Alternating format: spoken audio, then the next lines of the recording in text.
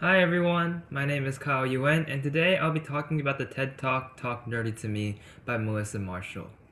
This video was truly informative to me as she kept it short, there was a lot of comedy in there, and she taught me very valuable lessons that I can take away from this TED Talk. The three major takeaways that I'll be talking about today are to get rid of bullet points, reduce the level of jargon, and have a little bit of comedy in your slides and presentations. The first major takeaway that I had was to get rid of those bullet points. She made a perfect point that bullets are used to kill, and they kill the presentations. To help understand what I learned from this TED Talk, I will use some of my PowerPoints that I did in Dr. Massimo's interpersonal communication. So here I have a slide that is full of 3 bullet points.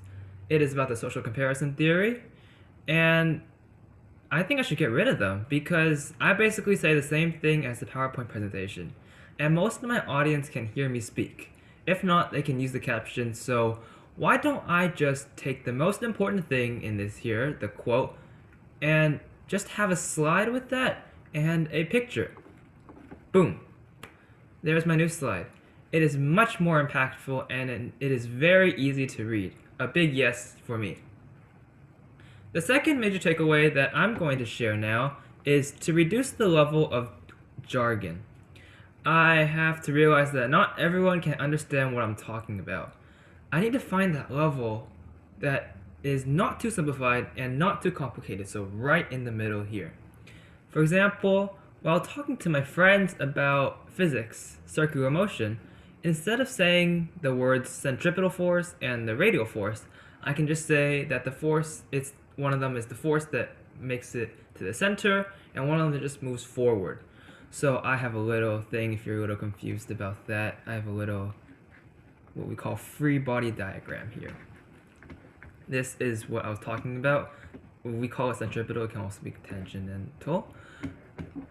Or instead of calling an object an oscillation, I can explain more what an oscillation is, which right now I will. It is just an object that has different accelerations at different times. So, talk nerdy to me, am I right? It will take time, but like with almost everything, I believe with practice, I will be able to achieve it. There's also the right time and right place details that I have to keep in mind when I'm doing this. If I were to talk to a physics major person or a professional group of physicists, I would probably say something different than what I would say to my friends that have little to no information about these topics. I will keep practicing through these speeches and other presentations to find a middle ground between too simplistic and too complicated. The third and final major takeaway that I had was sort of indirect, but rather something she did in her TED Talk than what she talked about: humor. All of those jokes, funny or not, kept me entertained. In fact, I laughed more at the less funny ones because they were just funny, in my opinion, more funny. The several times she said "talk nerdy to me" was also very catchy, and I really enjoyed it. It gives a relief to the audience, to settle in, kick off their shoes, that type of vibe, and not make it seem like it's a lecture in a class you don't really know what's going on in. I could incorporate using humor in my speeches to keep my audience engaged, and I really do not want my videos to sound boring to my audience or you guys. There is a reason why public speaking courses are a core requirement for almost every single associate degree here at Ohlone and at most undergraduate institutions. It is to be able to present your ideas, to share the world in a way where most people can understand it.